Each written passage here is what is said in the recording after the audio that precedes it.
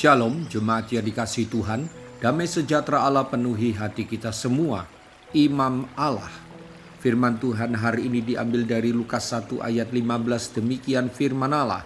Sebab ia akan besar di hadapan Tuhan dan ia tidak akan minum anggur atau minuman keras, dan ia akan penuh dengan Roh Kudus mulai dari rahim ibunya.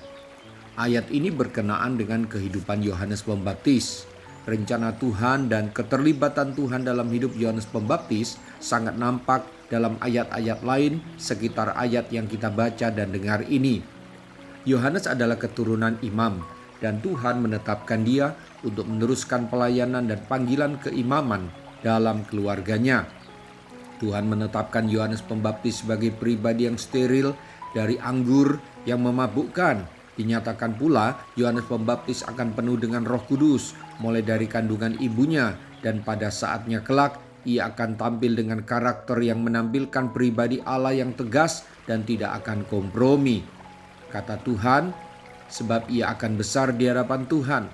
Yang benar-benar besar di hadapan Allah bukanlah yang besar secara jasmaniah dan besar menurut pandangan dunia. Bapak, Ibu, Saudara-saudari, kita bukan seperti Yohanes Pembaptis yang adalah keturunan imam dan mendapat penetapan Allah meneruskan pelayanan keimaman.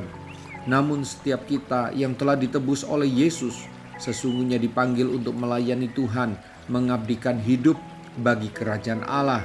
Maka wajib hidup jauh dari keduniawian, jauh dari anggur yang memabukkan, yaitu perkara-perkara najis yang menajiskan hidup kita.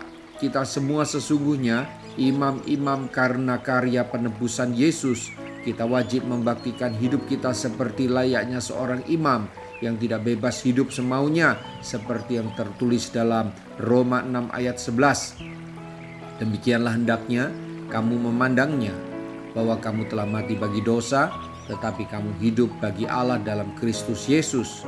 Perhatikan kekudusan hidupmu, bukan saja kudus dalam arti tidak berzina ataupun tidak bercabul, tetapi hati yang suci, niat atau motivasi yang selaras dengan kebenaran Allah dalam bekerja, berbisnis apapun, bersosialisasi, beribadah dan melayani Tuhan dan aktivitas lainnya. Mari kita berdoa. Tuhan, firman-Mu berbicara buat saya, berbicara menegur dan mengingatkan saya bahwa Tuhan, sesungguhnya Engkau terlibat dan membuat rencana-Mu yang indah dalam hidup saya. Oleh karena itu, saya harus hidup dalam kekudusan. Bantu saya ya Roh Kudus, menjalani hidup sebagaimana layaknya seorang imam, membaktikan hidup bagi-Mu dan tidak bisa bebas hidup semau saya. Pakai segala yang ada pada hidup saya, pernikahan saya, keluarga saya, pekerjaan saya, studi saya, karir saya, bakat saya, dan semuanya untuk melayani keinginan-Mu bagi keselamatan jiwa-jiwa dan mempermuliakan nama-Mu. Haleluya. Dalam nama Tuhan Yesus, haleluya. Amin. Sampai jumpa besok dengan suara gembala, firman Allah yang hidup. Tuhan Yesus memberkati.